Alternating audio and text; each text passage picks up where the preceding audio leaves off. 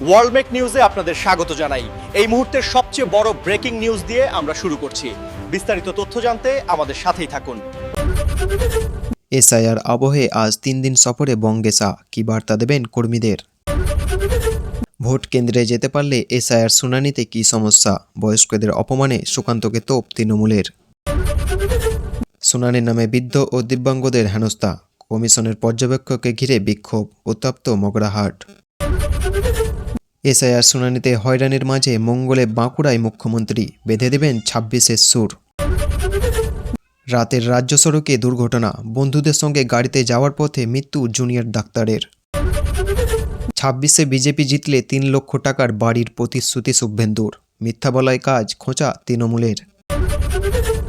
MLA কাপের ফাইনালে হুড়োহুড়ি, জখম নয় আক্রান্ত পুলিশও। প্রেমিকাকে কুপিয়ে খুনের চেষ্টা, কলকাতার গেস্ট হাউসে রক্তারক্তি কাণ্ড। বাংলা বলায় মহারাষ্ট্রে জেলে, তৃণমূলের উদ্যোগে মুক্তি, বালুরঘাটের শ্রমিকদের সঙ্গে দেখা করল অভিষেক বন্দ্যোপাধ্যায়। জাতীয় সঙ্গীত গাইতে গিয়ে প্রথম লাইনেই ভুল, কংগ্রেস নেতাদের কীর্তি ভাইরাল। বিধায়ক নয় আমজনতায় বানাবে বিহারের নীতি, অভিনব পদক্ষেপ নীতিশ সরকারের। মুখ্যমন্ত্রীকে নিয়ে কুরুচিকর পোস্ট, প্রতিবাদে সরবরাহ বিজেপি বিধায়ক অসীম সরকার। এতক্ষণ শুনলেন সংবাদ শিরোনাম, এবার জানাবো বিস্তারিত খবর। বিধানসভা নির্বাচনের আগে রাজ্য জুড়ে চলছে ভোটার তালিকার বিশেষ নিবিড় সংশোধনের কাজ।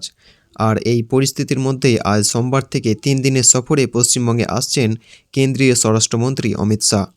বুধবার পর্যন্ত রাজ্য বিজেপির শীর্ষ নেতৃত্ব, সংসদ, বিধায়ক এবং কলকাতা মহানগরের সংগঠনের সঙ্গে ধারাবাহিক সাংগঠনিক বৈঠক করার কর্মসূচি রয়েছে তার। দলীয় সূত্র জানাচ্ছে, বুধবার বিকেলে অমিত শাহ আরএসএসের উত্তরবঙ্গ এবং দক্ষিণবঙ্গ ও মধ্যবঙ্গের শীর্ষ প্রচারক ও কার্যকর্তাদের সঙ্গে প্রায় 2 ঘন্টার বৈঠক করবেন। তবে উল্লেখযোগ্যভাবে এই সফরে কেন্দ্রীয় স্বরাষ্ট্রমন্ত্রী কোনো জনসভা নেই। বর্ষশেষে ভোটের প্রস্তুতিতে ব্যস্ত বাংলায় অমিত শাহের এই সফর ঘিরে রাজনৈতিক মহল শেষ শুরু হয়েছে নানান জল্পনা। মূল আলোচনার বিষয় বিধানসভা ভোটের ময়দানে নামার আগে বঙ্গ বিজেপিকে কী বার্তা দিতে চলেছেন তিনি।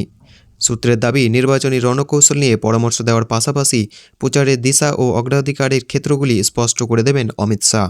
বিশেষ করে সফরের শেষ দিন কলকাতায় সায়েন্স সিটি ও প্রেক্ষাগৃহে নির্ধারিত বৈঠক রাজনৈতিকভাবে তাৎপর্যপূর্ণ বলে মনে করা হচ্ছে।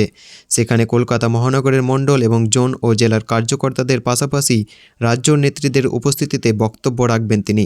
বিজেপির অভ্যন্তরীণ হিসাবে অনুযায়ী গত লোকসভা নির্বাচনে কলকাতার 45টি ওয়ার্ডে এগিয়েছিল গেরুয়া শিবির। পাশাপাশি আরজিকর আন্দোলনসহ একাধিক বিক্ষোভ ও শাসক দলের ভোট কাণ্ডে প্রভাব ফেলেছে বলে বিজেপি নেতৃত্বের ধারণা। সেই কারণে বিধানসভার ভোটে কলকাতার 14টি আসনকে বিশেষ গুরুত্ব দেওয়ার সিদ্ধান্ত নেওয়া হয়েছে। প্রাপ্ত সফরসূচি অনুযায়ী সোমবার সন্ধ্যা 7:30 নাগাদ কলকাতা বিমানবন্দরে পৌঁছে সল্টলেকে বিজেপির রাজ্য দপ্তরে যাবেন অমিত শাহ। সেখানে প্রথমে রাজ্য বিজেপির কোর কমিটির সঙ্গে এবং পরে নির্বাচন কমিটির সঙ্গে বৈঠক করবেন তিনি। মঙ্গলবার দুপুরে সাংবাদিক সম্মেলনের পর মধ্যাহ্নভোজ এবং নির্দিষ্ট কয়েকটি শীর্ষ নেতার সঙ্গে আলাদা করে আলোচনা রয়েছে তার। মঙ্গলবার বিকালে মানিকতলার কেশভবনে সংগঠন নেতৃত্বের সঙ্গে বৈঠক করবেন কেন্দ্রীয় স্বরাষ্ট্রমন্ত্রী।